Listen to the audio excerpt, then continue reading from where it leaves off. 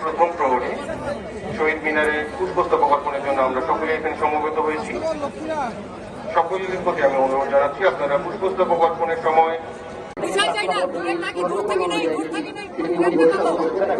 অবশ্যই আমি যারা বিভিন্ন প্রতিষ্ঠান থেকে এসেছে তাদের নাম ঘোষণা করছি। এরপরে দেখতে পাচ্ছি আশিরুজ্জামান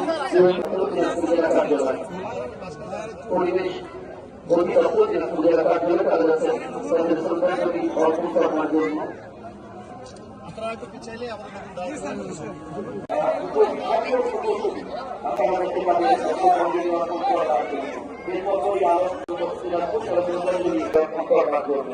এরপরে মনে দেখতে পাচ্ছি যারা মোহাম্মদ মনিরুজ্জামান সরকার সরকারের নেতৃত্বে সরকারের নেতৃত্বে বৃত্তবিকা শ্রদ্ধাঞ্জলি অর্পণ করার জন্য সদস্যবৃন্দ তারা শ্রদ্ধাঞ্জলি অর্পণ করার জন্য